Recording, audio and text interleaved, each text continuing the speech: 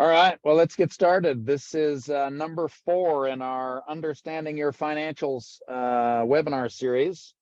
And I am thrilled that all of you are joining us today. And I am very excited about the conversation we're going to have with Walter this month. Today's topic is value of gain and things relating to that. We have had a number of chances to visit about this topic over the years and here recently. And Walter's got some pretty powerful tools and some good approach to some of the things that we really want to do. One of the things that's going to be clear today is that as we are talking, we are very much operating in a sell-buy mental framework, and some of the tools Walter's got not only facilitate that, but also kind of require that mentality. And we'll talk about that more as it comes up. Value of gain, for those of you that need a little reminder, is essentially what are we getting paid to put on additional weight? So when we look at changing animals from one weight class to another, one size to another, how does that pay us, and how do we do at that, basically?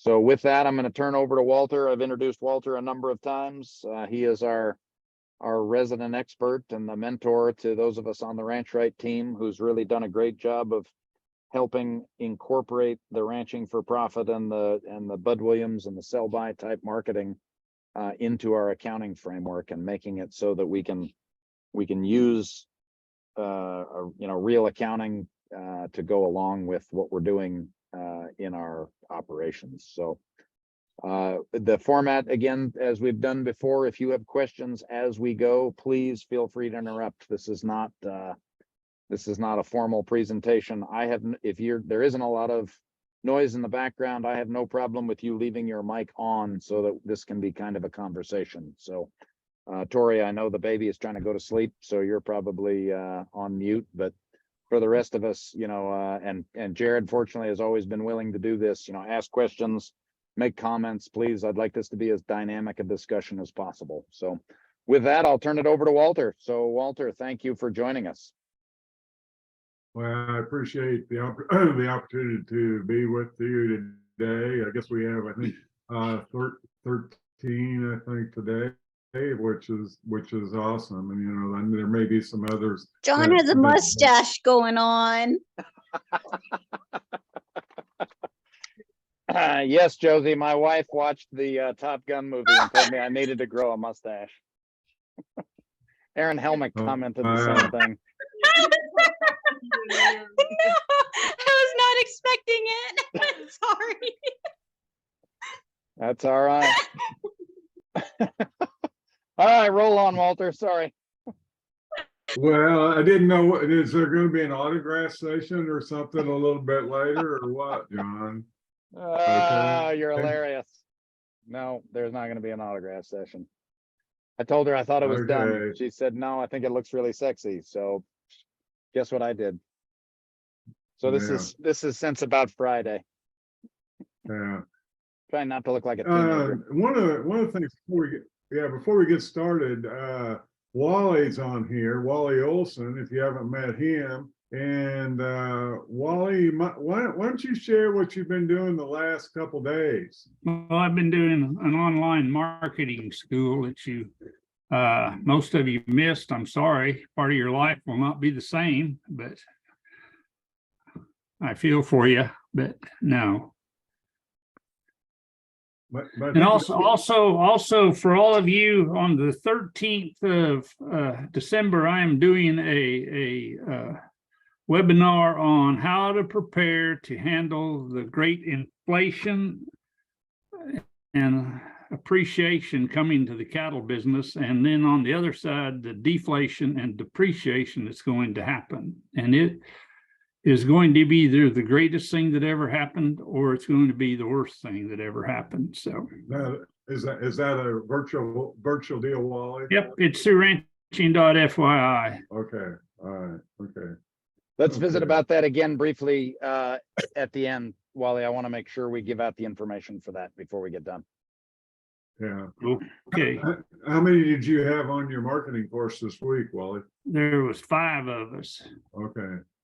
Okay. And I liked that I'm willing to do it, like Cinnamon and I do it. Well, it bought Cinnamon some Christmas presents, keeps me in whiskey money to get through the winter. So, and So anyway, everybody's got goals in life, and right. Well, it's great to have you on here today, Wally. very Okay. good. Yeah. So, what I'm going to do, I'm going to kick up the screen here and we'll see what we can go through this afternoon. We are actually going to get the computer deal to work the first time today. This will be fantastic. Just out of curiosity, Walter and Wally, how long have you guys known each other? Oh my. Oh my, yes. Because you'd known each other a long time when I met both of you, right? Yep.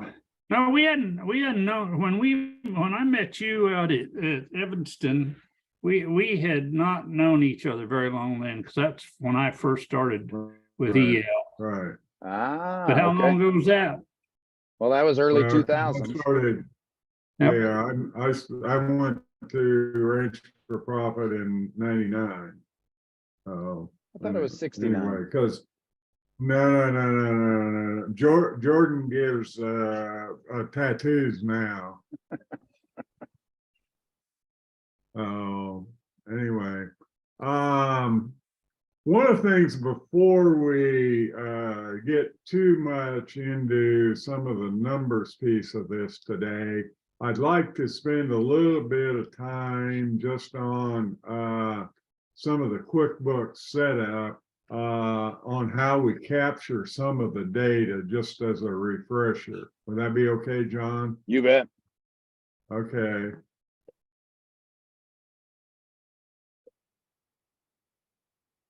Well, that's one piece of it. Whoa, come on here.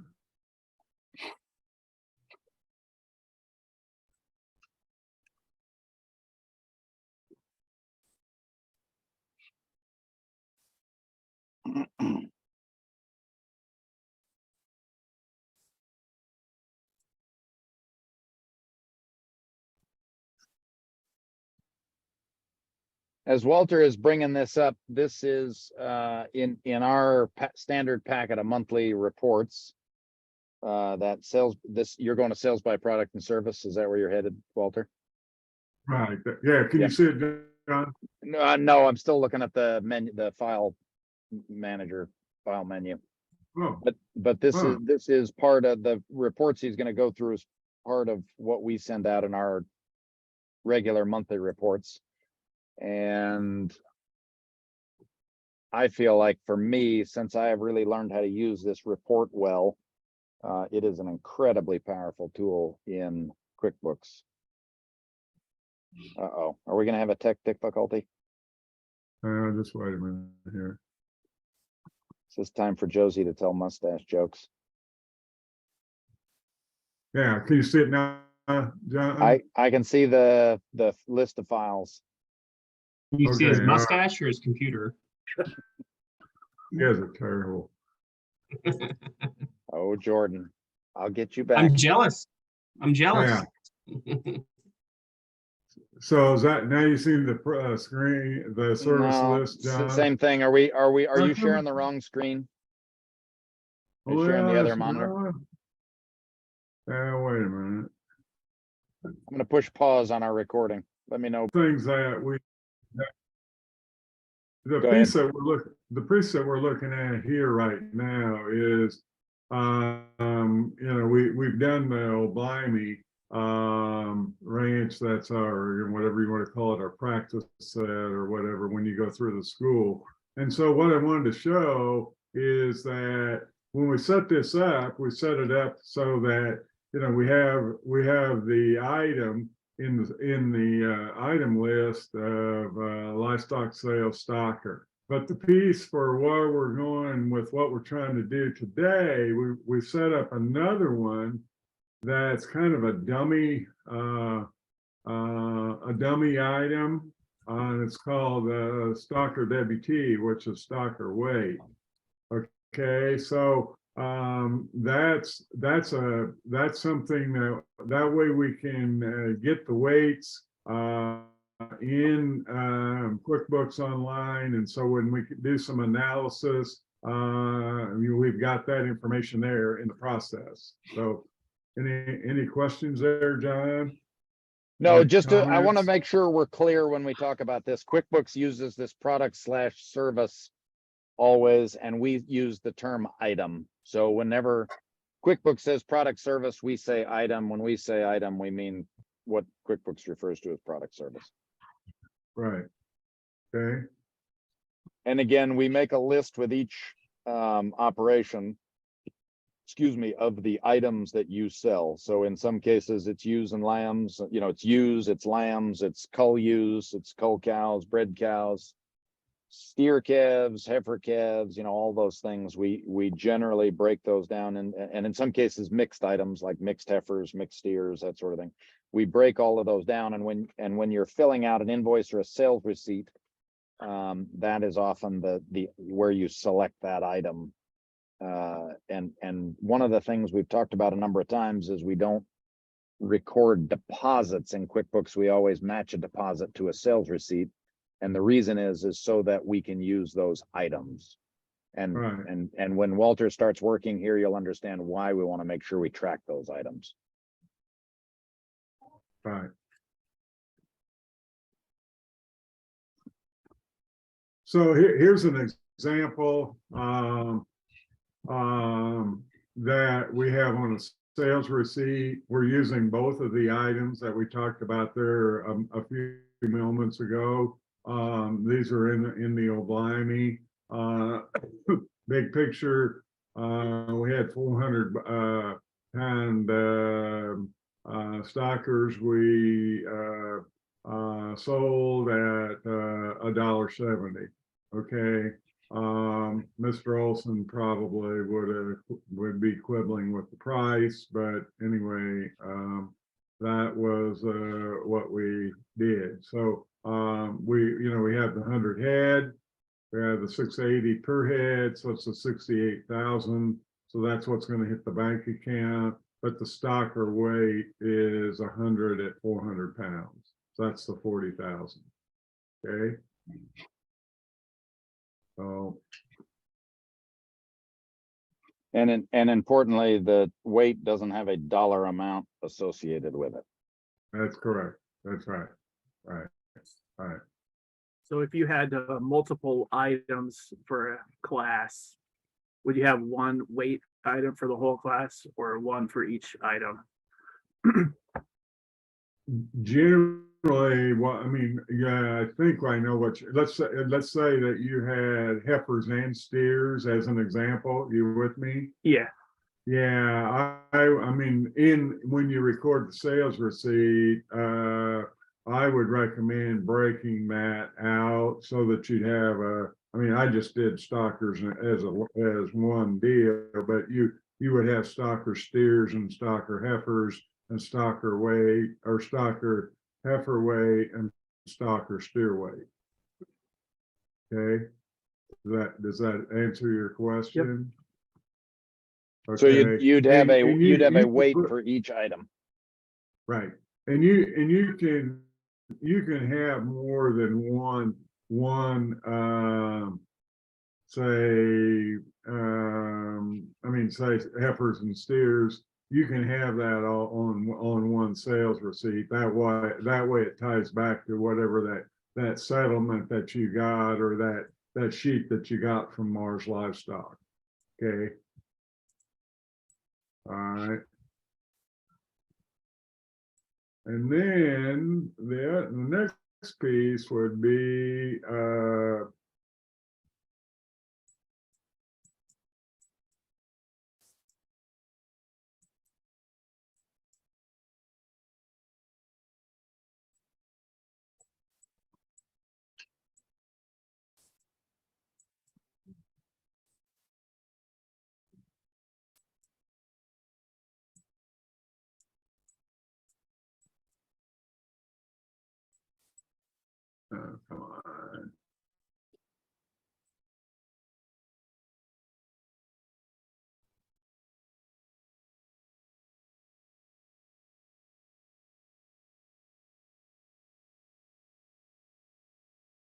It's the time to pick on Mac.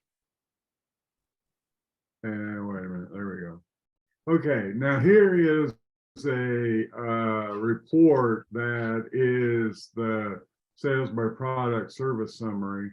And this is the report that shows the number ahead, it shows the average price, and it shows the weight. So I mean, it's going to do. I mean, if you do the summary, it's going to give it to you for the whole, say the whole year or the whole quarter or the whole month of what you're doing. So, but this is why we keep the quantity, why we use the sales receipt, because you're trying to get some data. Okay. All right. And so for those of you who Daniel and Jordan are chasing for the numbers on sales, that the number ahead, this is the reason why. That's correct. Very well stated. Yeah. So Walter, if there's a better time in the future to ask this question, just put me on hold. But COGS jumped out at me. Right now on this report, we got a COGS, the cost of goods sold, at 0. How are you dealing with COGS in this model? We don't. I'm not in this. I know we're not really doing that because it doesn't. The cost of goods.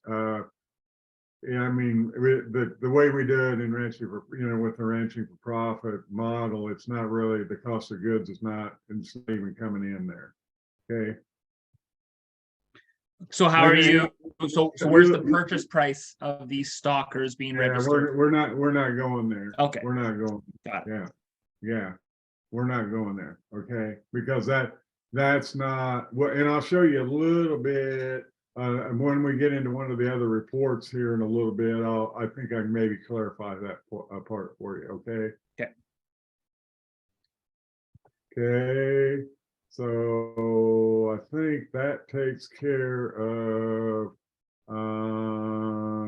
let's go and now let's look at,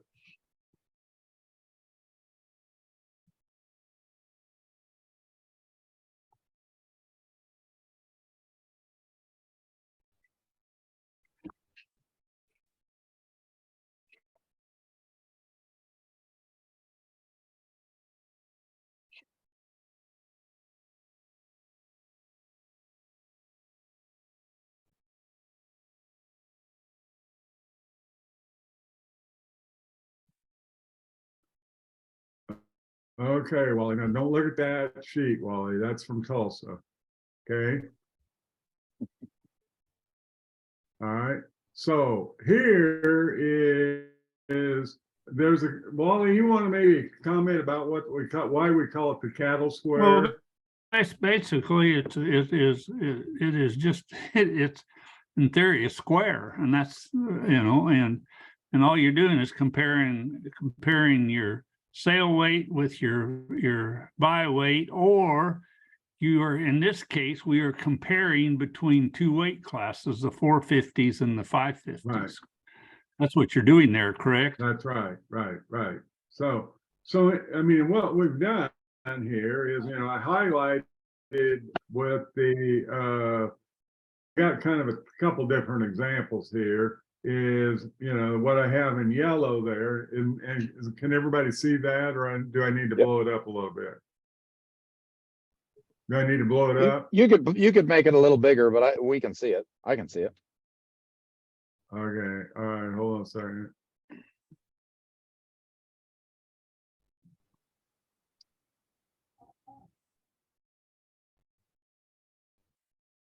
that a little better? Perfect. Yeah.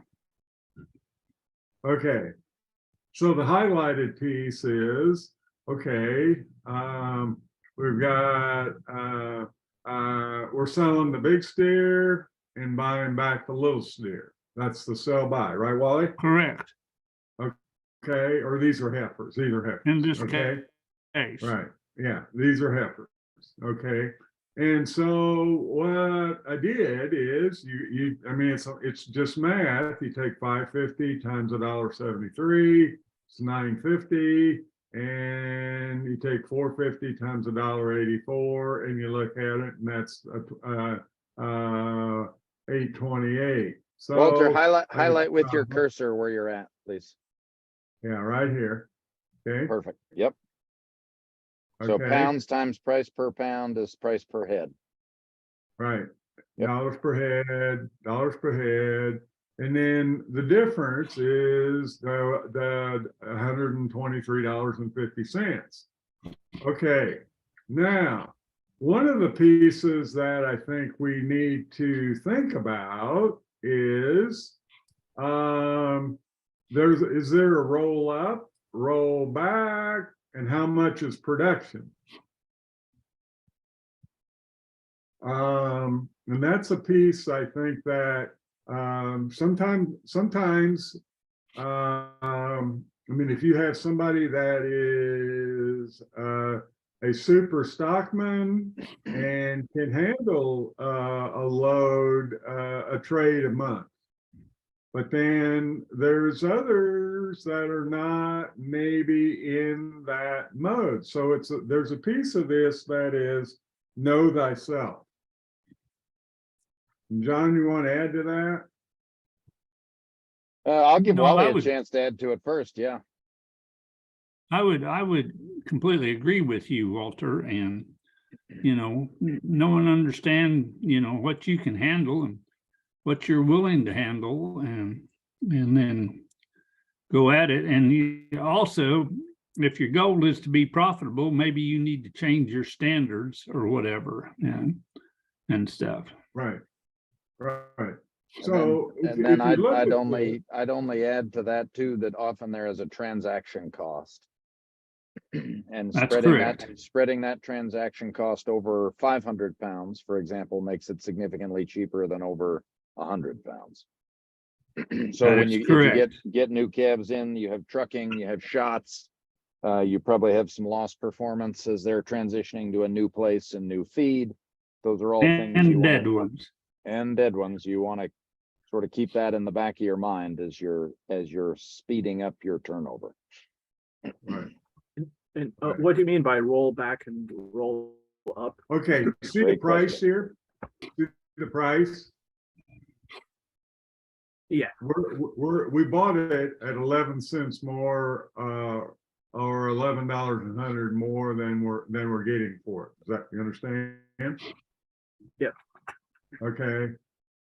So, now Wally, when somebody goes to your school, you're always doing roll-ups, right?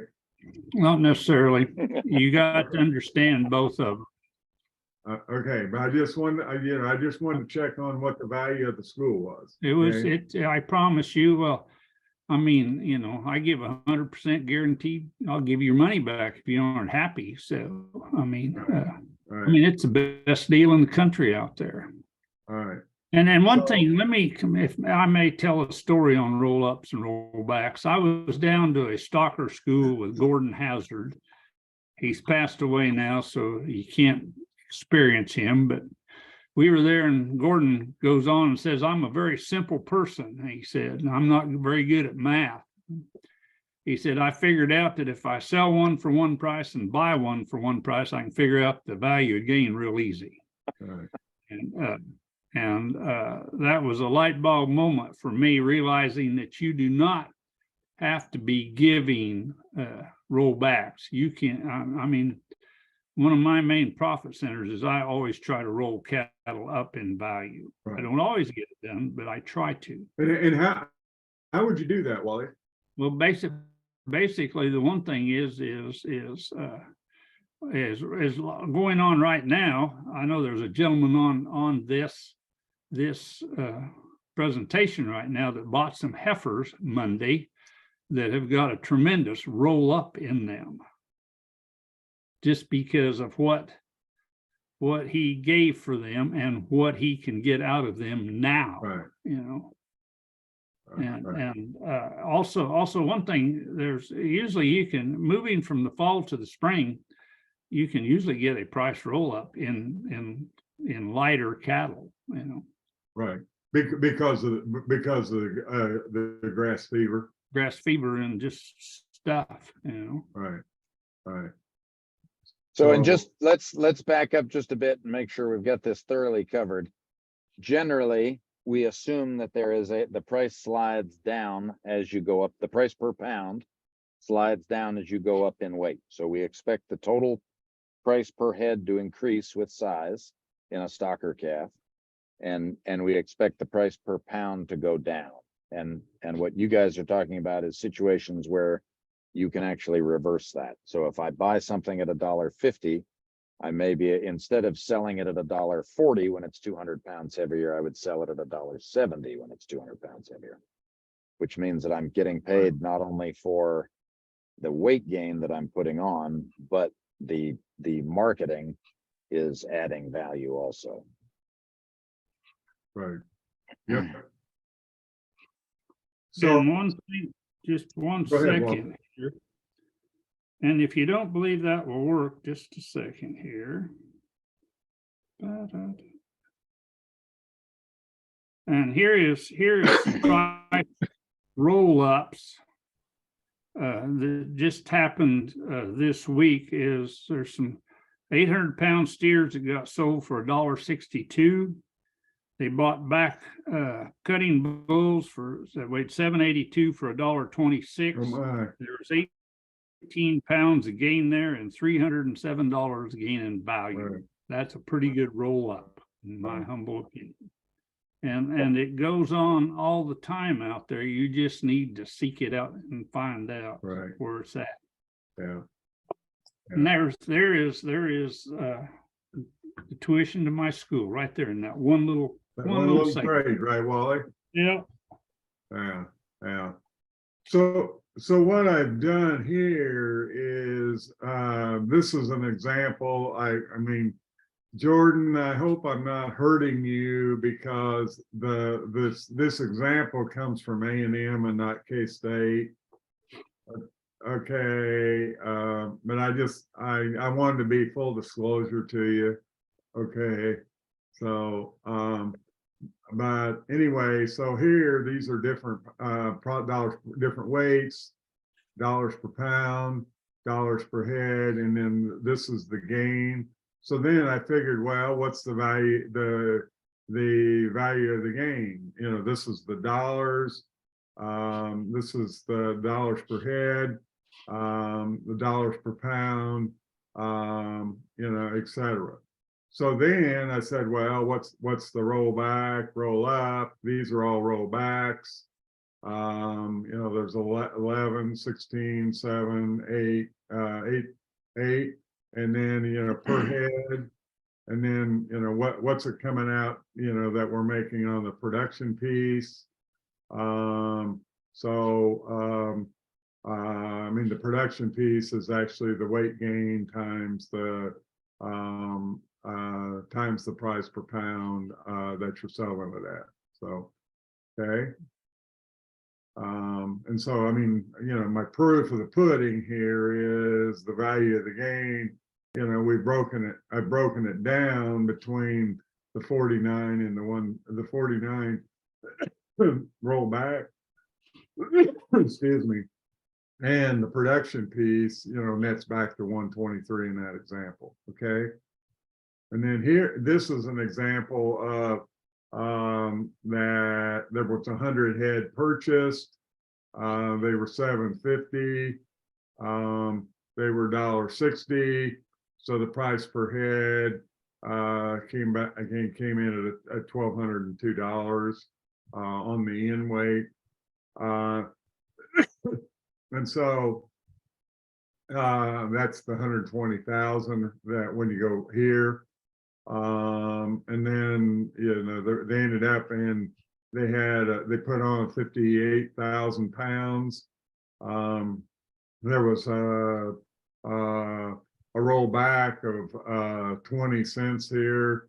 You know, difference between, well, it's actually about 21 cents. The difference between $1.60 and $1.39.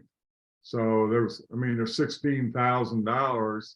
That is actually the rollback in that particular deal, and then the production piece was 82,000, so it comes down to a net of 66,000. So anyway, that's just another example I wanted to show you here on this one. Any questions on that so far? No, the 66,000, that's just margin, and then correct, and then we have to subtract out the cost. Yeah, you got to subtract out the cost, Okay. and I'm gonna get into one that's cost in a minute, Wally. Okay. Very good. Yeah. Okay. All right. Okay, so hang on, before we go on, I just want to make sure we understand. So we are getting paid for multiple things in these scenarios, right? Right. We are getting paid for taking care of cattle and making them bigger. And we are also getting paid for knowing what to buy and when to sell. Right. Okay. Right. And just FYI, we don't need to maybe get into the whole soup of it, but Wally, this is Tulsa heifers this week. Mhm. Do you have maybe a little question there that you can maybe, or a little observation that you can maybe share? Well, one thing that I do know that these things right here, you add 170 times 330, what is that? A little over $550. Right. Well, you're way below cost of production there. Right. and stuff. And it's just there's tremendous opportunities out there right now in the stocker business. In my opinion, the problem is there's no cheap place to go put them. And what I'm saying there is putting them in a grow yard, the cost to gain is so high that it works, but there's not much room. If you can find a grazing program, there's great opportunities there. Right. Right. So it just needs to rain. Right. Yeah, a little rain would help. Okay. But I think this is fairly typical when we're in a feed situation like we're in right now, right? Where there are lots of opportunities there, but people can't capitalize on them because they're very concerned about the cost of feed. Now, and one thing, like I try to tell people is you just do the numbers. How do you know that feed is high? I mean, you're in it to make money. You can make money with high feed. You just have to buy them right and sell them right. And so don't just say feed's too high and quit. Right. Right. Perfect. Okay. All right. Now let me go to my other example, John.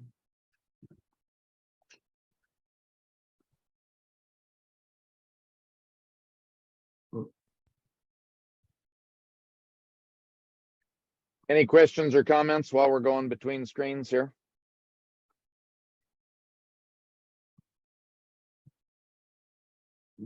Well, one thing to me on the marketing, like I said, is just do the relationships, and the relationships are the price and also your costs, and you just work through the relationships.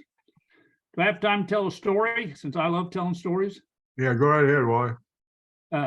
I'm from Oldsburg, Kansas, and in Oldsburg, Kansas, they've had a Swedish supper for I don't know how many millennials. I mean, forever. They've had a Swedish supper the first Saturday in December.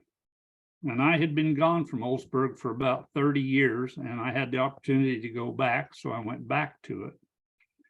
And I was there, and one of the gentlemen that was a burr under my butt when I lived there proved again that he still was a burr under my butt. And he made the smart remark to me that, when he retired, he was going to buy low and sell high. And he was implying about me doing my marketing schools. And since I'm not as quick on my feet as I need to be, and I've also learned to temper my temper, but I learned a lot there, because he said, he's going to buy low and sell high. Well, how do you know what low is and what high is until you got something to compare it to? And you always just need to realize it's the relationships of everything is what you need to do. John, can you see this? Yep, looks great. Let me add to that. We had a whole series of conversations this spring about is it high now? And for the first half of the spring, the relationship said no. And the dollar value was high by anything we would compare to, but the relationship said you couldn't buy something back, you know, at a reasonable profit. And then there was a point where suddenly you could buy things back. Well, now they became overvalued. I think of this in our local real estate market in Sheridan. Things have gotten very expensive. People have decided to sell their home because they're going to cash out on all the increase in value. The thing they often forget is that they have to have a home. And so they're going to turn around and buy the next home in the same market. And so the differential doesn't wind up to be nearly as impressive as one would think based on the numerical value compared to the purchase price. Okay, here's an example of, we've got a trading account there. We got a beginning inventory of 78,000. Use your cursor, will you please? Yeah, excuse me. Thank you, It's all John. right. You're all right. Yeah, we got 78,000 there. We've got cattle, these are stocker sales of 463, purchases 777, and then ending inventory of 531. And then there's a little hedging loss there too. So this is the number ahead and the pounds.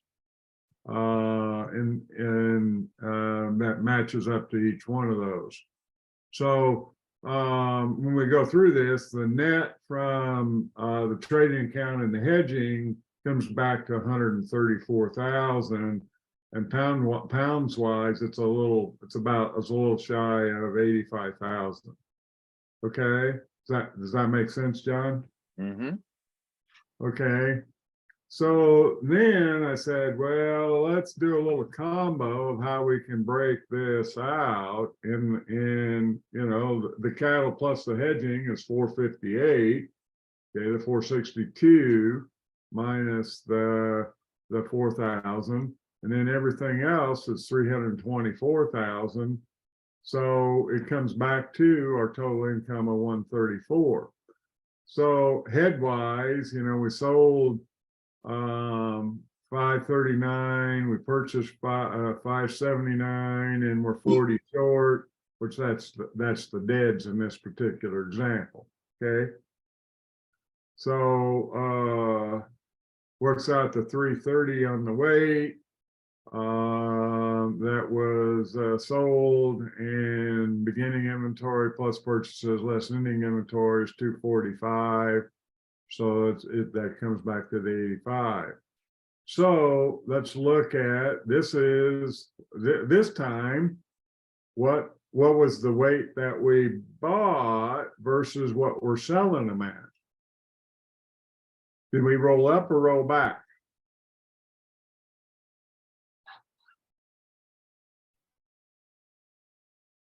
Now you're talking about weight or price?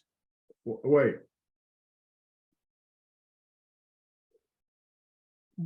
Well, price, excuse me, why price? I was gonna say, I'm a little slow. Well, you had a. Yeah, you got a $7.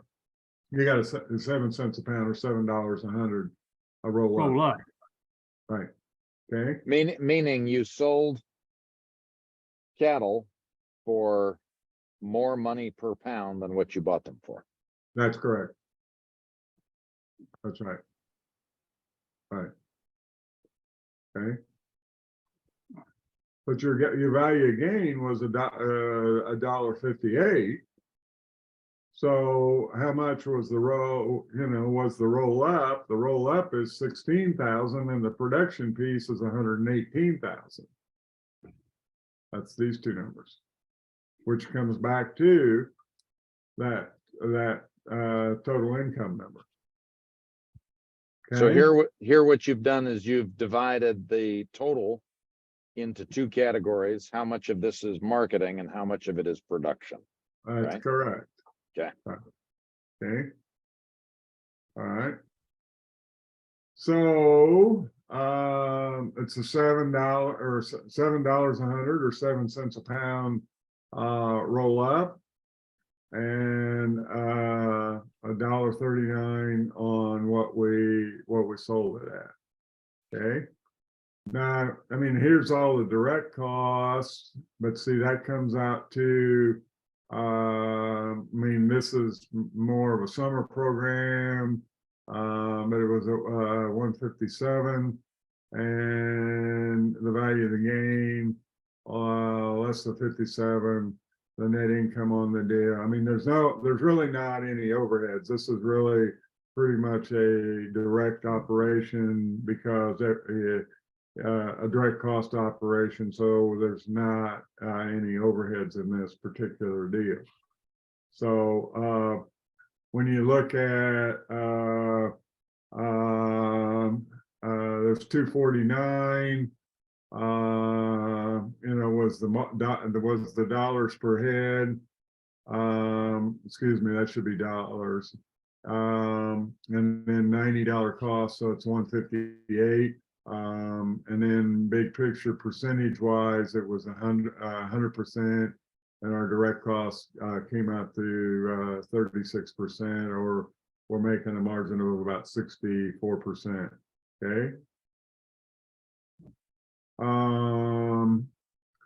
Average inventory turned out, if you look at the 531 and 78, it comes out to an average of 305,000. And if you take the 450, the 458, or excuse me, the 134,000, and divide it by the 304,000, it comes out to 44% is actually the turnover. So you're taking the total income line off this sheet, or the gross product, as we would Right. normally call it, and Right. dividing it by the average inventory value. Right. So that's the turnover number, John. Yep, Which correct. That's what we've been chatting about before. Yep. Okay. And then here, the profit margin is the 63.74. You with me? So that actually works out to a 28.11% on our return on our average inventory. And that's for 12 months. Right. Anybody uncomfortable with that number? I assume What- everybody on here is achieving a number that looks similar to that for the year of 2021. Yeah, on their, well, especially on their mutual funds, right? Well, that's what I was just gonna look up, is what what the S&P 500 did in 2021, because it Yeah.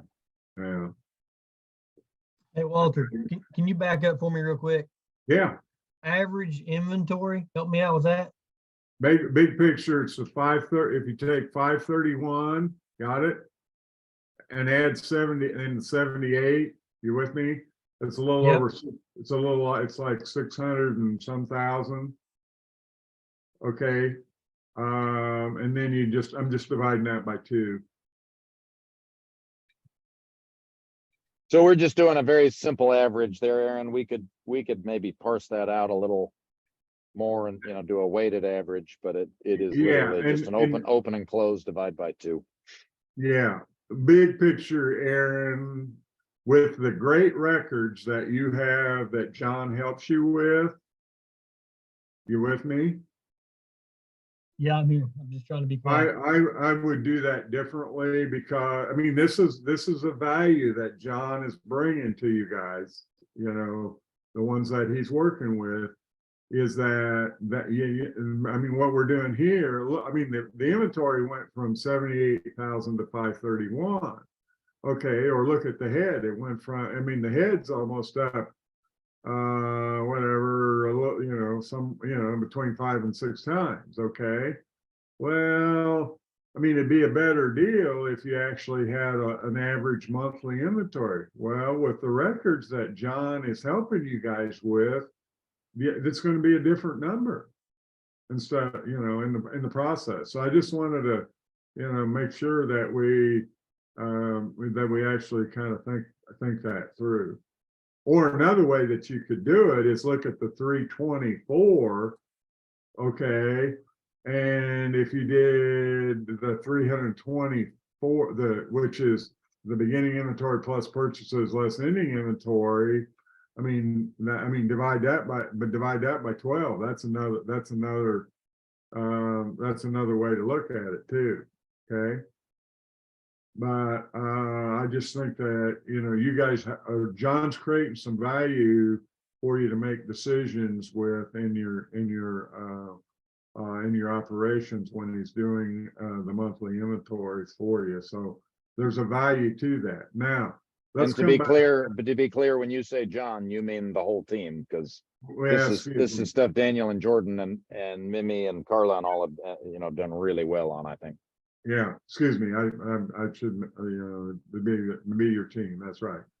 So where I'm going with that is, see, the average inventory, the simple average is 374 head, you know, in the process. But if you look at that, say on basically it's 144 or 1.44 times is what the inventory turned over, is what it turned over.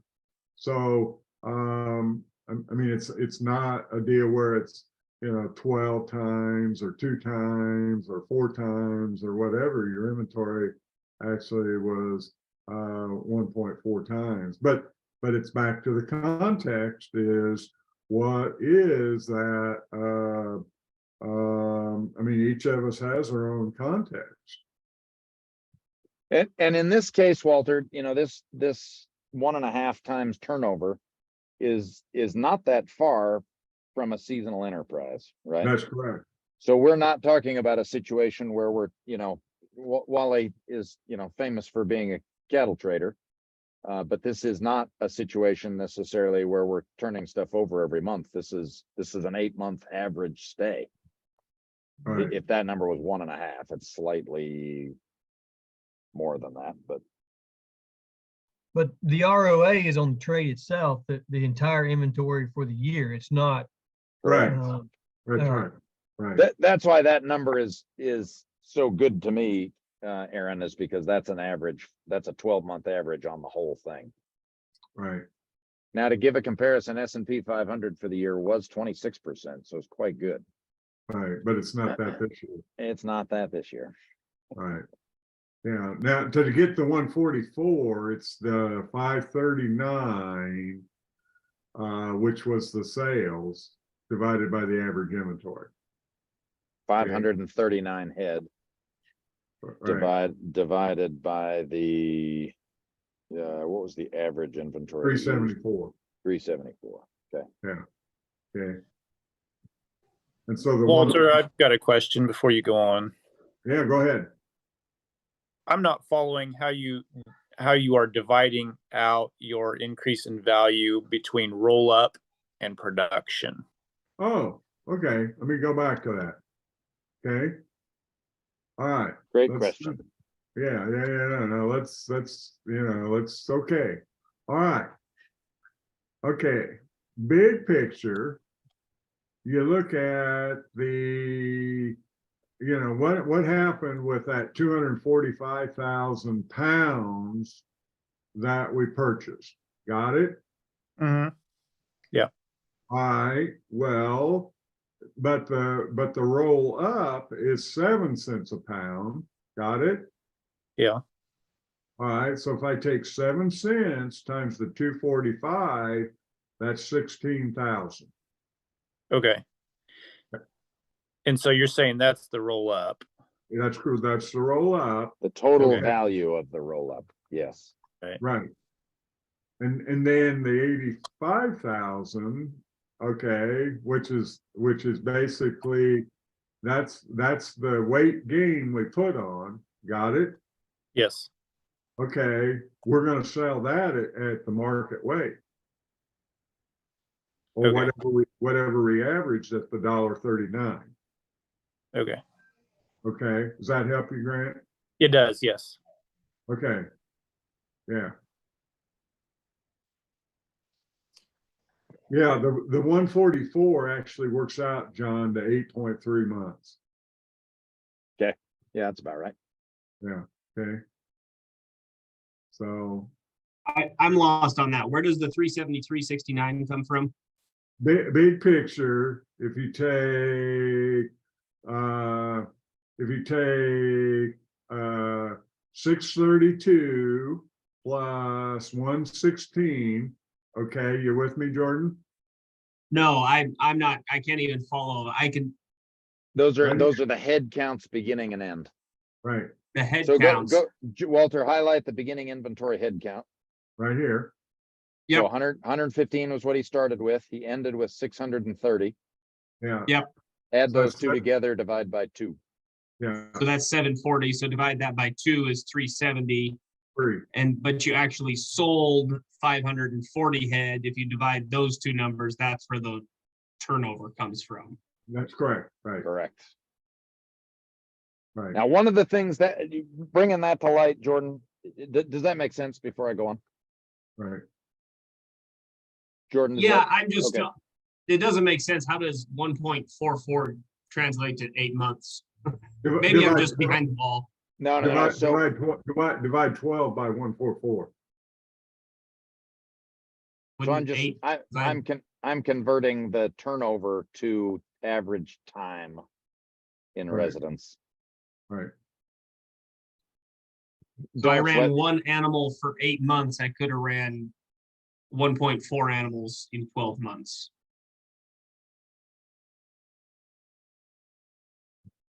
think so. Uh, Ignore that if it's not helpful. Yeah. I probably will for now. I'll come back to it, but Yeah, we'll visit more about that. Right. Let's go back to Well, this. if you ran one animal for 12 months, your turnover is 1. It'd be 1. right. Right. Maybe I said it backwards. Because that's what I was thinking. It should have been 0.67 if you had one animal for 8 months. Well, yeah, well, right. But big picture, we did it where we divided 539 by the average inventory. Okay. Okay. Yeah. Yeah. Don't let me derail it. I'll come back to that. Don't worry. Yeah, okay. All right, John, I think that's all I have today. Okay, I want to point something out before we leave this particular trading account. We look at trading accounts all the time. I speak with tax accountants regularly who ask, why are we doing this trading account? This gets confusing. The beauty and the power of the trading account is best demonstrated by a situation just like this, where you have a 6-fold increase in inventory just by number of head, right? And a similar number on dollars. And we are still able to sort of come up with a reasonable estimate of performance. And so the reason why we do a trading account is for situations exactly like this. It would be wonderful to run 373 head all year long, year after year, right? That would make all kinds of analysis very, very easy. Where things get really crazy is when you have big changes up or down in the inventory number. And that is where the trading account concept becomes absolutely critical. And I just don't see ranches that operate with a consistent number year in and year out. In stocker businesses, take Grant as the perfect example. Grant, you within 1 year, you have a tremendous amount of variation, right? Your September count compared to your February count are very, very different. So, Right. So I want to make sure we always reinforce the fact that this trading account allows us to have wild swings in inventory value without creating big distortions in the financial numbers that we look at. Right. And the other piece of this is, let's just talk about the 531,000 just a second. I mean, big picture, that that 531,000 at 12/31/21.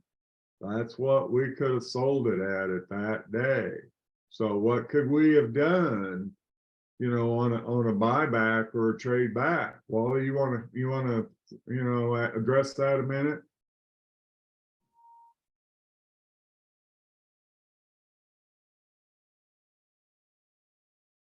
He may have stepped away. I don't see him at his computer. No, he's there, but Is he hasn't, he's got. Oh, his there he mute. is. You're muted.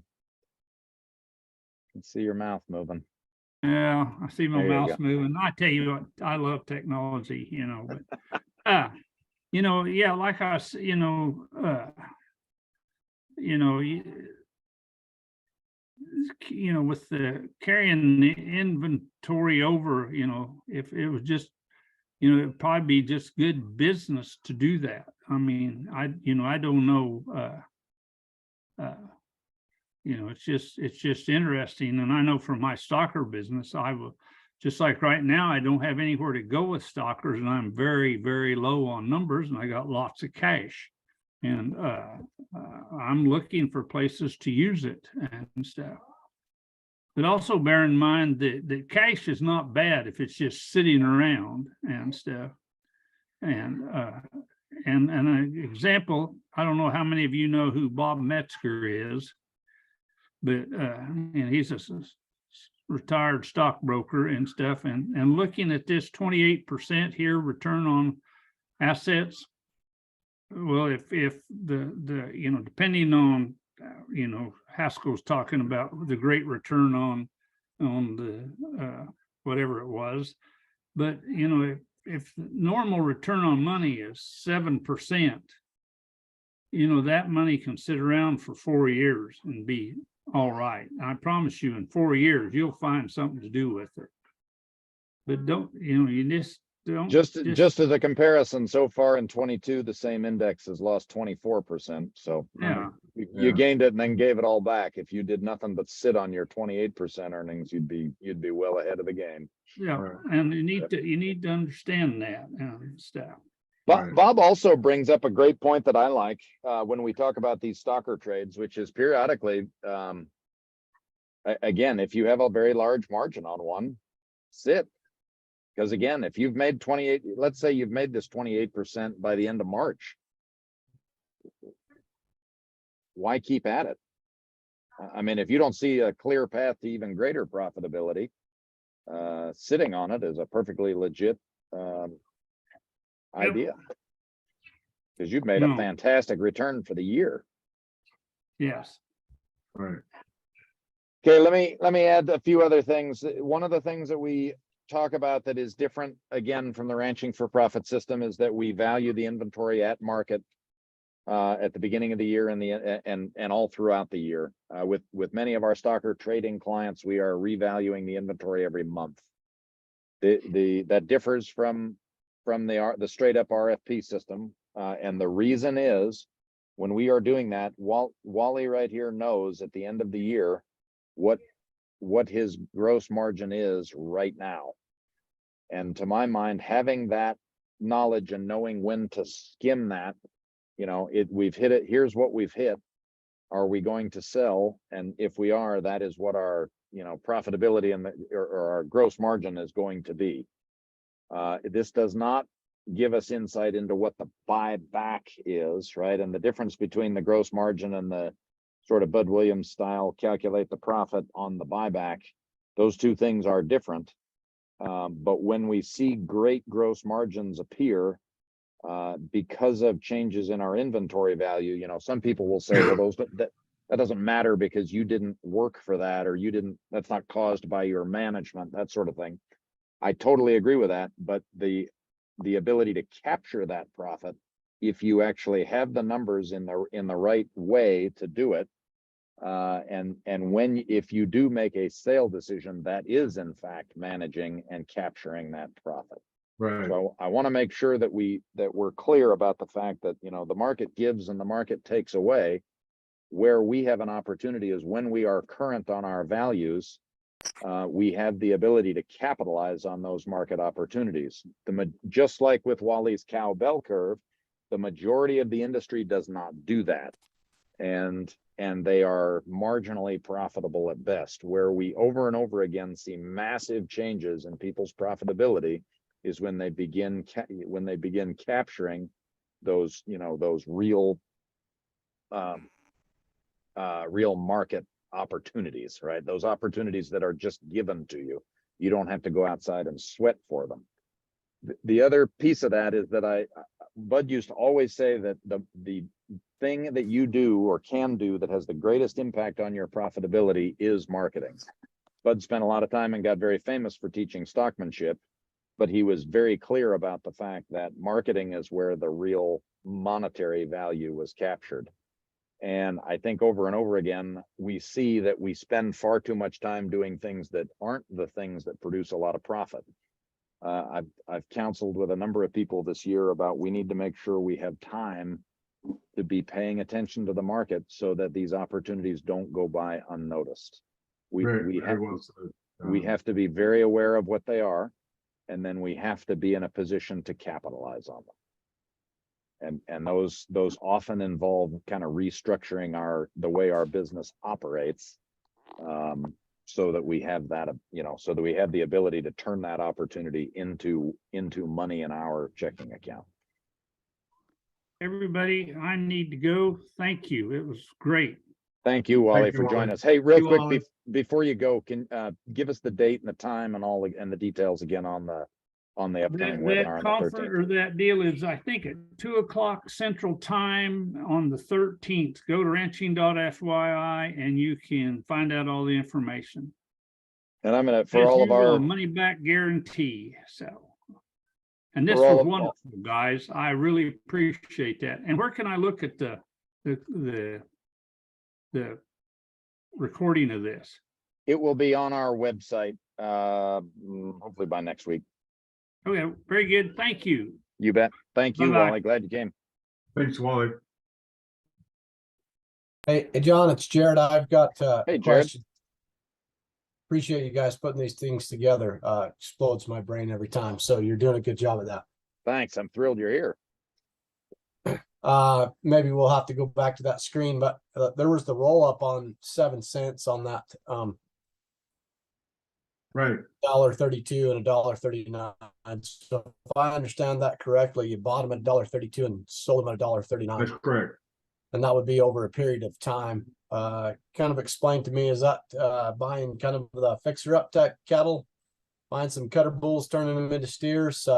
What kind of an instance would that be? Just trying to make sense in my head, not looking for all the pro tips right now.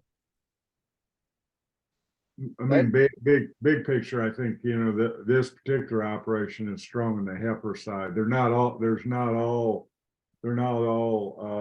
a few steers, but they're doing a little bit more on the heifer side.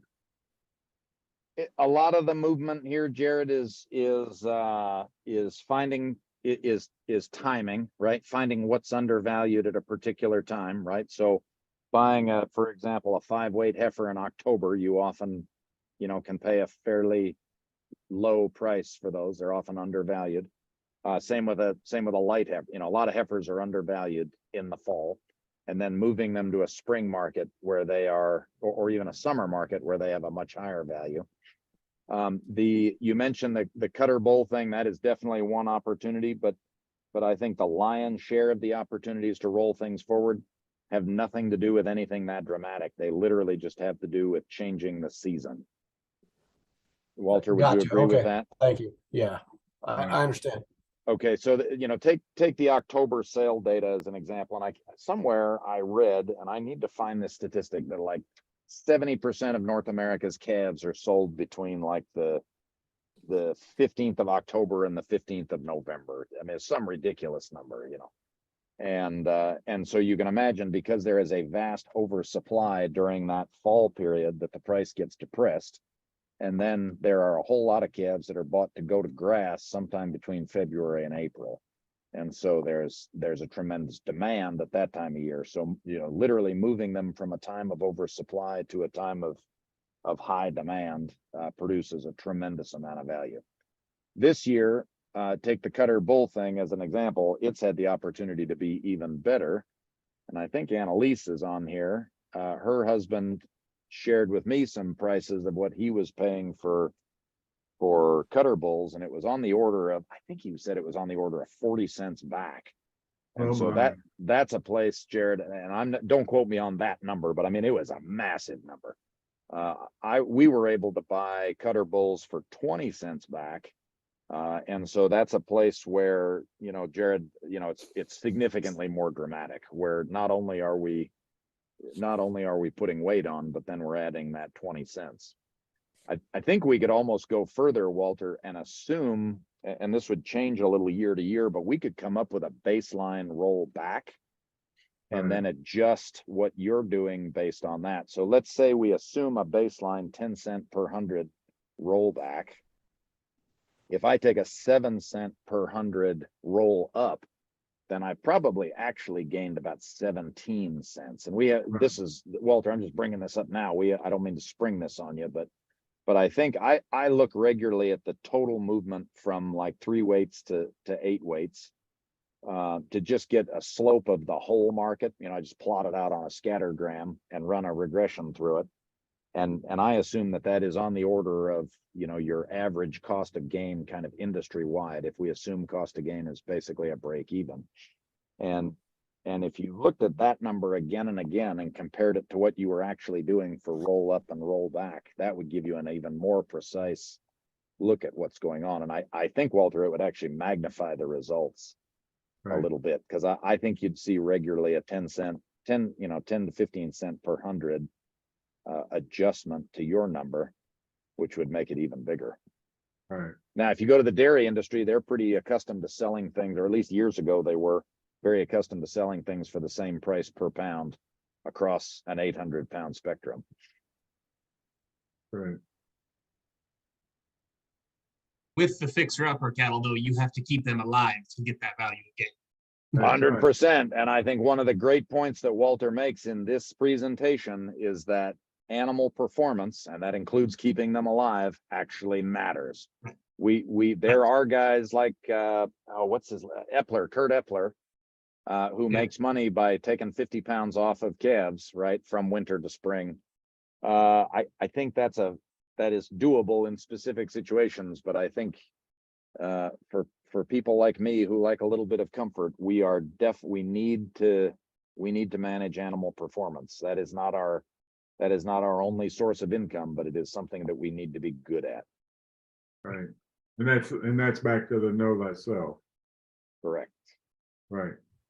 And it's and frankly, back to Bud's deal about teaching stockmanship, right? If you're gonna trade in and out of a bunch of calves, you better know what to do with them when you get them home. But there's only so much you can earn, if you will, by taking good care of them. There is a lot more to be added to it at times through the marketing. Right. And don't be so busy taking care of them that you aren't watching the market.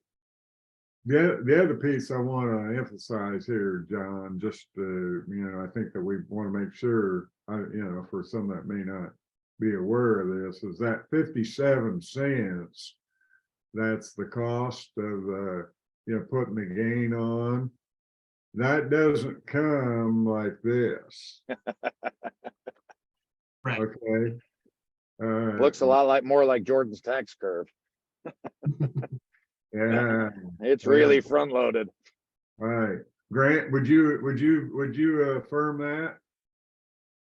Absolutely, Walter. Like background in cattle right now, we're looking at a $1.30 to $1.50 a day just to keep these things alive and not really pushing them all that hard. Whereas in the summer, when they're really gaining, we're looking at maybe 65 cents a day, something along that line. So it's massively front loaded. Right. Yeah. And that number cost of gain. Yeah, and again, at the beginning, you have all the costs and you have pretty crappy gain, right? Yep, absolutely. And that number that we looked at is interesting to me because I would be willing to bet over a long time period, you'd see a pretty good correlation between that turnover number and the cost of gain. Yeah. With more turnover comes higher cost of gain. And if the Right. market's paying you for it, that's okay, but you have to make sure you're getting paid for it. Right. Bob Metzger, who was mentioned on here earlier today, sent me a text. And he bought some cattle out of the southeast and they were cutter bulls, I believe, and he was turning them around fairly quickly, and he wound up with a $17 a pound value of gain. Oh, my. I've seen numbers in the 20s and 30s. They're not very common, but he had 3 trades that he sent me. No, 4. The first one was $17 a pound, selling steers and buying back bulls.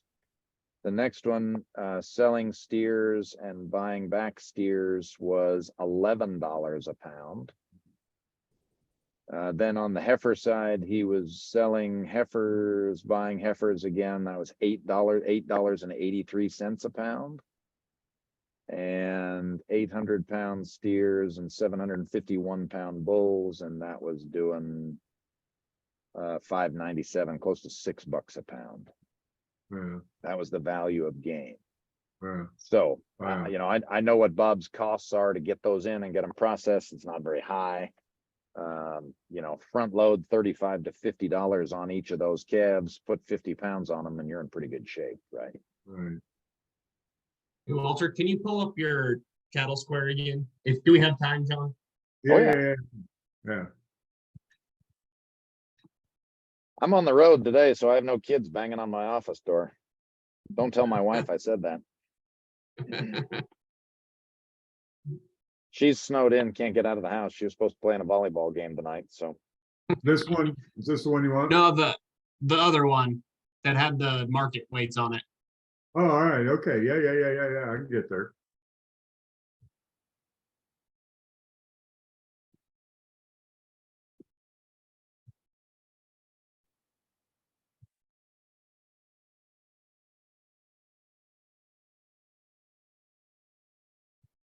This one here?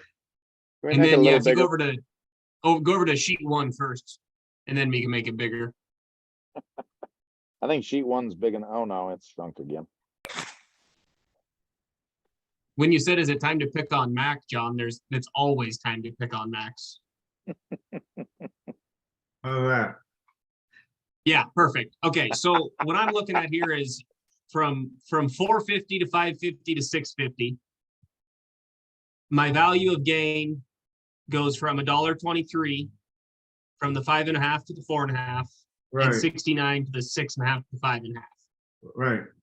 So if I'm a cow calf producer, I would not want to take my calves past 550 pounds. They're going to the sale barn, right? That's Because they right. are not paying me for the next 100 pounds. That's correct. They're paying Okay, you, so- it's just very badly. It's less than it's worth. Okay, Yep. yeah. If I'm in the sell by, which weight class do I buy and sell? I can think about it in cow calf, but I struggle with the trade. Do I sell the 550 pounder and buy back the 650 pounder? Or do I have to determine where I'm headed with that calf first?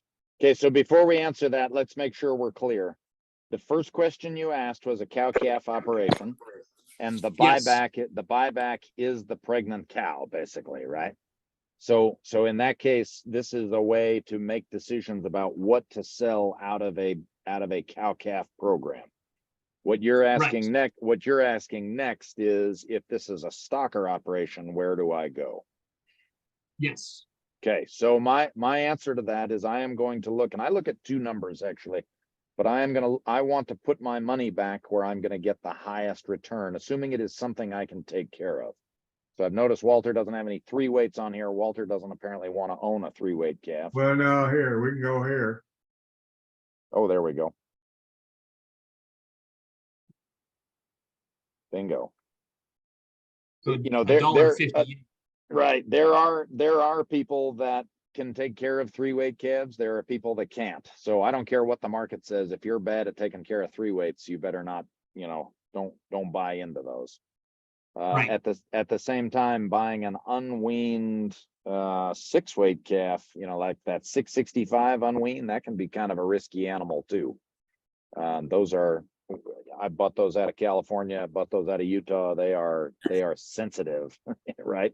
And the problem is they're Okay. expensive per head. So if one dies, you lose a lot. But generally, Walter, the way you order these, the second line is the value of gain of the prior weight That's class, right, right? right, Okay. right. So I order that slightly differently. All of mine are shifted down one. But basically, you know, what this says is that going from 306 to 330 pays you $76 per hundredweight, That's right. or 76 cents per pound. If my Right. cost of gain is $1, that doesn't work. If my cost of gain is 50 cents, that would work okay. Right. The best part in these, and I've had people tell me this doesn't happen over and over again, and it happens constantly, is that to go from 330 to 365, you actually have to pay to play there. So I made the joke earlier about you were getting paid, just not very well. In this case, you're not getting paid. You are paying for the privilege of putting the next 35 pounds on that calf. Right? The price per head actually drops by $13. Now we've changed some classes there, or we've kind of changed type, right? One's an unweaned and one's weaned, so that's not a perfect comparison.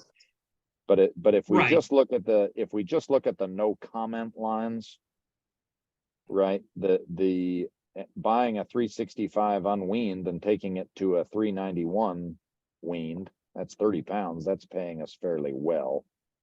And the strategy as a stocker operator, and I don't care if you're a high volume trader or if you're a seasonal operator, you want to buy the thing that you can take care of that is the most undervalued. Right. So again, even if you only trade once a year, if you buy the most undervalued, you are very likely going to be more profitable than someone that is buying just 5-weight calves because that's what they can handle. Or that's what they like. Does that make sense? It makes sense in theory. I have a hard time. If I, like, back on sheet 1, if I, you know, the profit is in the trade, I understand that. But so the 69, who do I buy in that square right there underneath where he's highlighted? What class, what size do I buy? Grant, you want to answer that? Yeah, so I mean, for me, I just, you know, I'm several nights a week, I'm running values of gain out of livestock auctions where I know I've got a buyer I can trust. And so I'm looking at where is my biggest value of gain on an animal that I can handle. And that's where I'm going. So, I mean, that may be up in weight, that may be down. It may be several different weights if they can't get a load or a big group of a certain weight. So just for example, Monday night, about 11 o'clock at night, I got a text from a buyer. He had 63 head of heifers that weighed 320 pounds and cost $1.62. I can LRP those in August for a little over $1.70. Oh, wow. Plus all that weight gain. Right. So, but that he only had half a load of those. So I asked him if he had anything else. He had another 50 head of almost 500-pound heifers, cost $1.48. So there again, I've got 2 phenomenal trades, 2 different weight classes, and they're just both stellar trades. And so when you talk about trade, do you have an estimated outweight you're going to sell them at and at today's market price? Well, I mean, basically what I'm looking at is what can I LRP them, or what did I sell? I can either go back and I sell because you've already sold them. Yes and no. I'm probably going to get my hands slapped here a little bit. But to me, I can look at it two different ways. I can go back and look at what I sold heifers for last summer and look at it, a trade that way. Or I can look forward and say, I can LRP these things and I can sell them legitimately. I can sell them right now or I can put in a put option basically at $1.70 or just a tick over $1.70 right now for next August. And you know, I have to get close on their weight, but Yeah. and I know about what that's going to cost me to do. And it's way below the value of gain. I don't have the value of gain written down right here in front of me, but it's pretty stellar. It's not as good as Bob's. Bob's was exceptional, I'll just tell you that. Yeah. But that's what I'm looking at. I mean, I'm running, like I'm in Kansas, so I'm looking at Joplin, Missouri, Tulsa, Oklahoma, you know, a couple other barns, and just kind of going through there and running value of gains on the whole, you know, from as light as they report up to as heavy as they report. And I'm looking all through that, looking for where is the best value of gain. And I'm not looking for just like a 50-pound spread normally. I'm looking for where can I buy a calf and have him put on, you know, a couple 100 pounds and have a good value of gain over that whole weight spread. That's what I was wondering, is a couple of 100 pounds. Yeah, I personally feel like a 50-pound spread is a little dicey, isn't it? Yeah, I don't know. There's guys that can handle that, but to me, but that's often way dicey. too. It's often way too sensitive to individual lots that come through the sale barn. Right. But you can do this value of gain a different way. When I first learned this from Bud, we always compared it to a feeder calf. Right. And so we, instead of doing the weight class by weight class comparison, we would do the comparison of each weight class to a 750 or 800 pounder. And so, and then the other thing is, of course, Walter's got this 850 pounder on here. That is probably not an animal I'm going to buy no matter how good the gain is, because I literally have no time, right? You're kind of already there. Grant, same thing, right? You've got time. You know, you're gonna look in those lower and middle weights, but as you get to the upper weights, you're probably not really shopping for those. Right. And typically they don't, the barns that I'm looking at don't report much over 800 or 900 pounds. Right. And there's, in all the time that I've been looking at these values of gains, those are not normally very good. Right. Once in my area, once you get over 600 or 700 pounds in recent history, that has not been very good. Right. But in this case, on the screen that's looking at us, it would be a good idea to buy the 450 pounder and put 100 pounds on you, or buy the 650 pounder and put 100 pounds on you. Mm-hmm.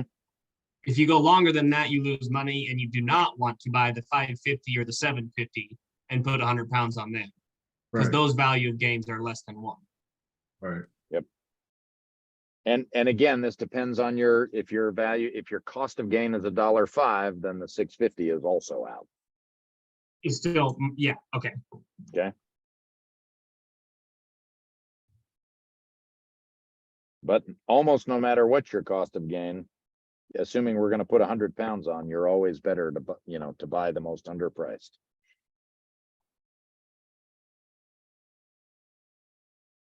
Aaron, you do it for, go ahead. Go ahead. No, I was going to say, you do a bunch of this. I want to hear your thoughts. I don't buy a bunch of cattle here, John. I'm sorry. Help me out. You look at markets. Yeah, I chase value of gain. Is what I do. So explain that a little more. Okay, so like I'll take a market report from 3 or 4 markets, like Grant said, that are within proximity to me that I'll be buying or selling at. And so we try to stay in the weight classes that we can handle, as we've already talked about, unless There's a couple times a year we'll find a weight class which we're not good at, but they're basically giving them away, and you can afford to lose them if that makes sense. And so we will gamble a little bit there, because the value of gain, like our normal value of gain on classes we're looking at are somewhere between $2 and $4. But there were a couple times this summer these risky weight classes were paying over $8. So we'll gamble on those. Right, Just because, again, I'm working in lambs mostly, so throwaway value, I'm throwing away $60 if it doesn't work out. right. Now granted, if a lot of $60 added up, it's still a lot of money, but that's what we're working on. So we watch our costs very seriously. The other thing that maybe it's not a big deal in cattle, but we move our cost of gain up as they gain weight. And I don't see a lot of stocker operators do that. Or I'm missing the boat when I see these charts.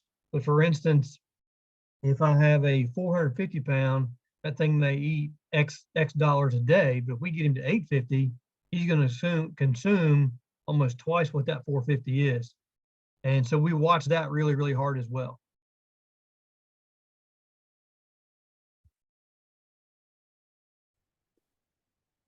John, Yes.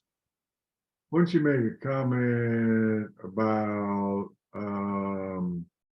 the stock days and cost per day?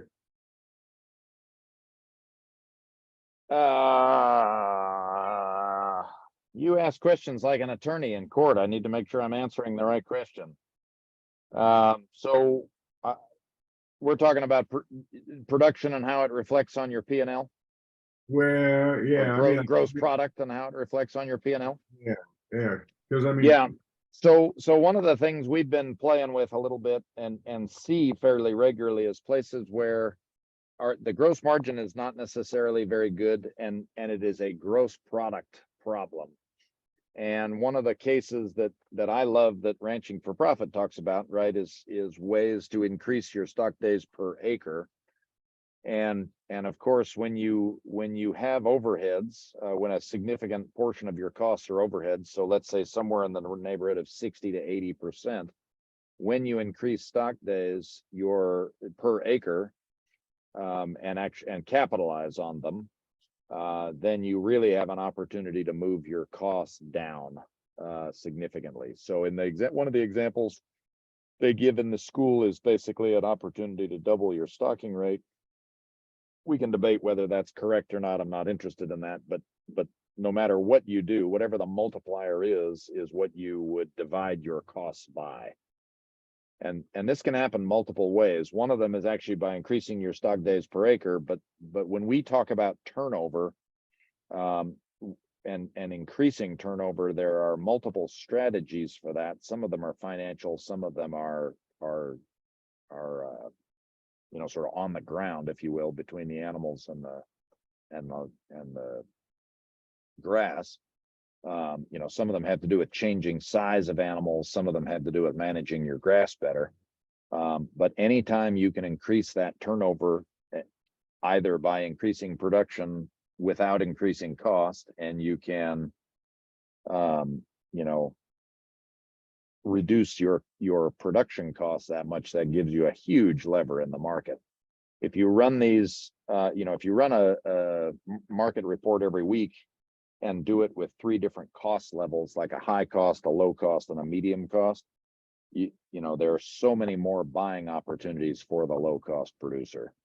And I think Doug Ferguson actually did a pretty nice article in Beef this week about that very topic, which is if you will get your costs down, it gives you many more opportunities to create profit. And in the way Doug and I think about profit, the profit is what you reinvest in your business that you wind up compounding over time. And so that's where the real value of reducing costs comes from. Is that where you were going, Walter?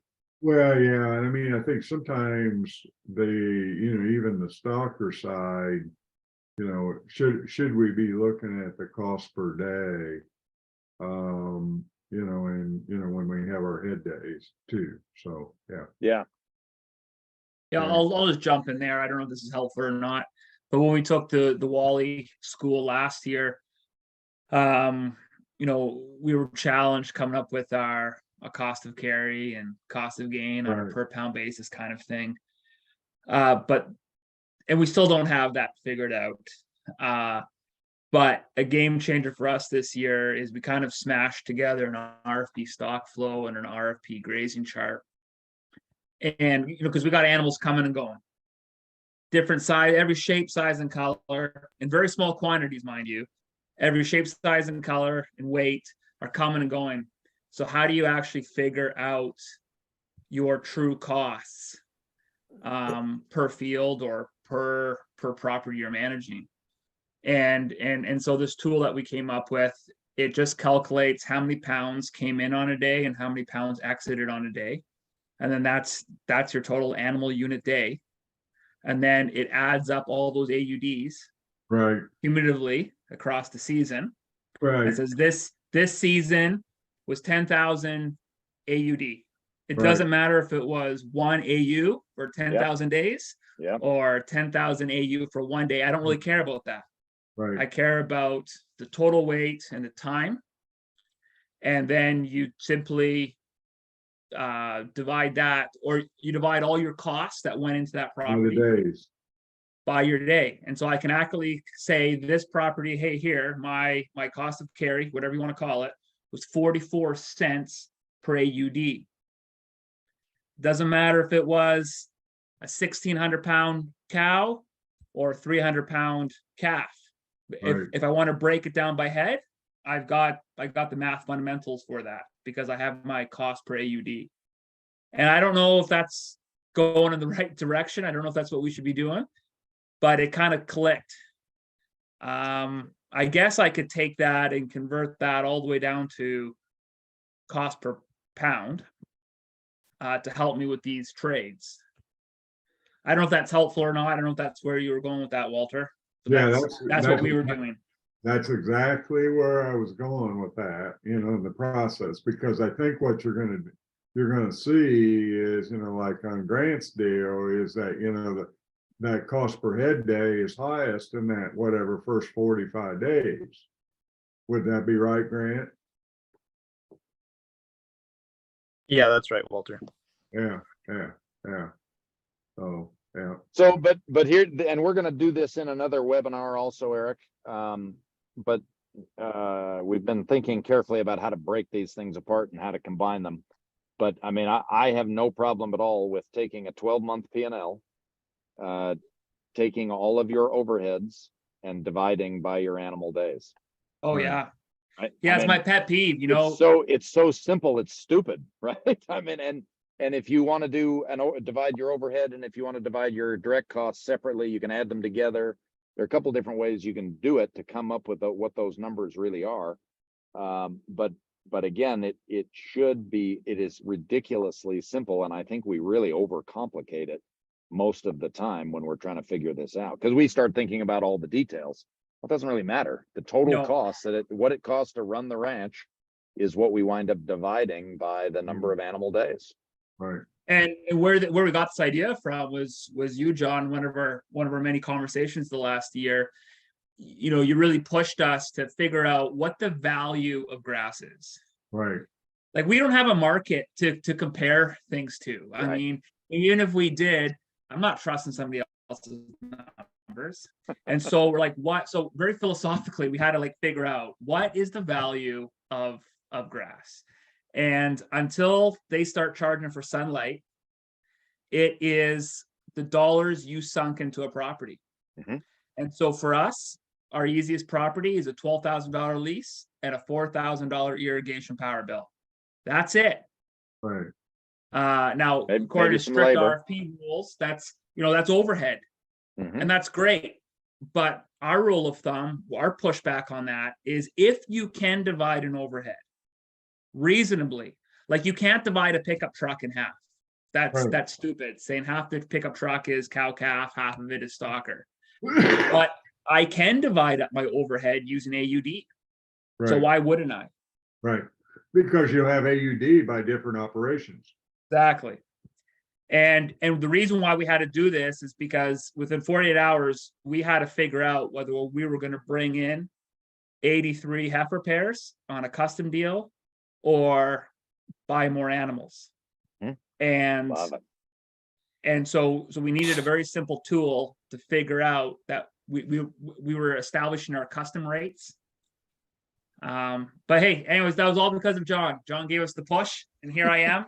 My head hurts, but hopefully we're going somewhere with it. Right. Well, you're very kind. But this is another one with our custom feeding customers. When we talk about yardage, right? We all know that costs of things have gone up over the last year. Gives us a very easy way to calculate what yardage should be, right? Because we know what the overheads are, and now we can divide by our total animal days, animal units, however you want to do that. Right. Or head days is one we often use very frequently. That's a pretty simple, a little simpler than a true like standard animal unit. All right, let's. Yeah, please.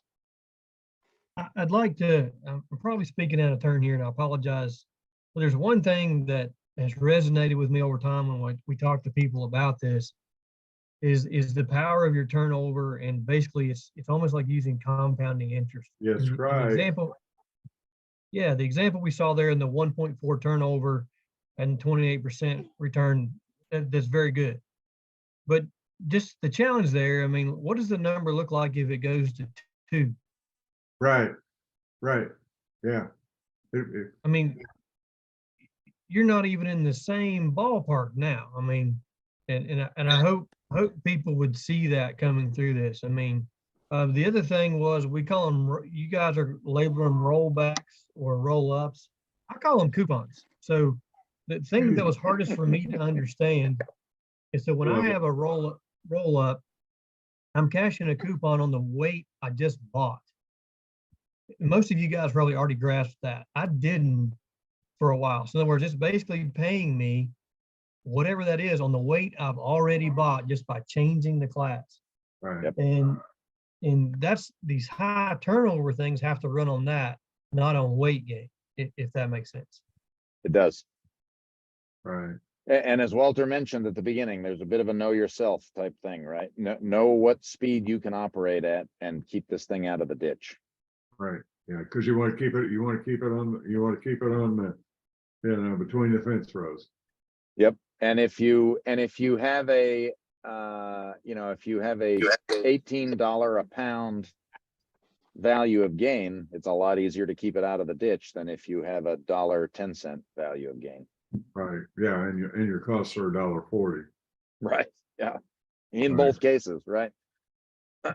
Yeah, great point, Aaron. I think that's really good. In our last webinar, we spent some time talking about the relationship between return on asset, return on equity, and turnover and margin.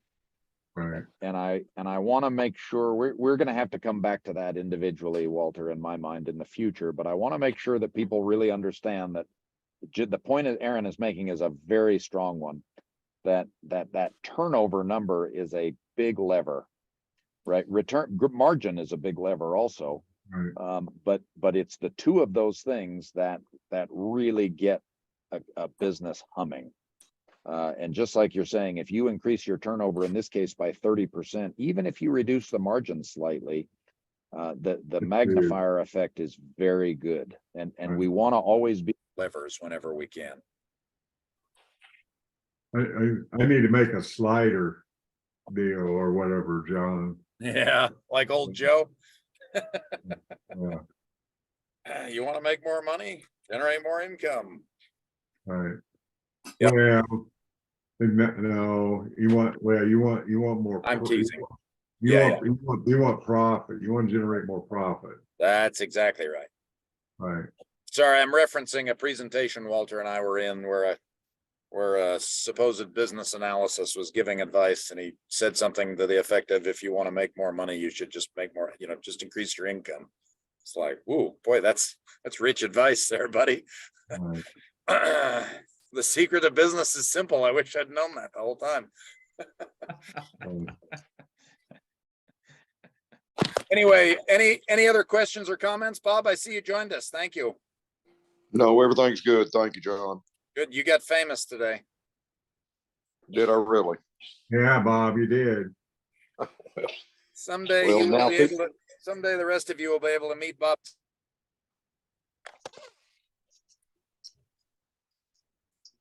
I hope you didn't give him my address, but I owe a lot of people money. I wouldn't dare share your secrets. All right, well, let's wrap this thing up. Thank you all for joining us. I'm always honored when you come. These discussions are great fun. The preparation for them is a lot of fun. I really enjoy the discussions Walter and I get to have ahead of time as we're getting ready.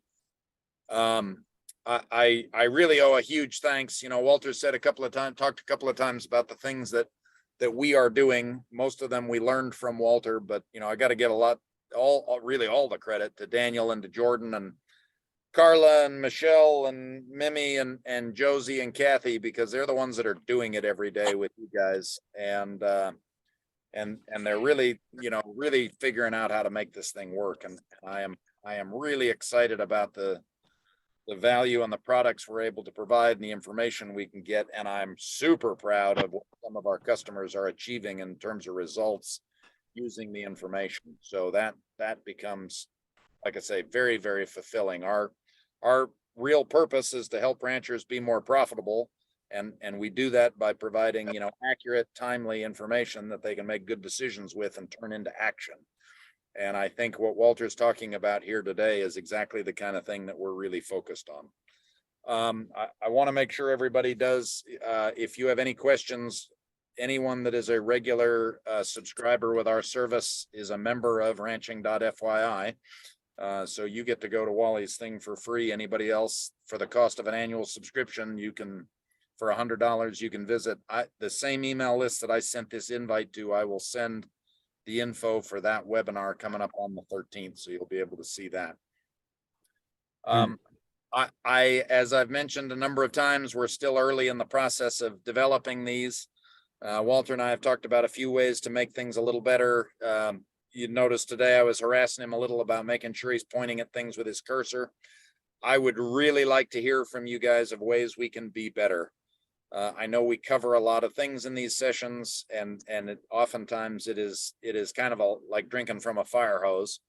But as we record them, and so as you watch them again and again, or as you think about these things, I would love to hear about what we can do to make them better and more digestible. So please keep that in mind.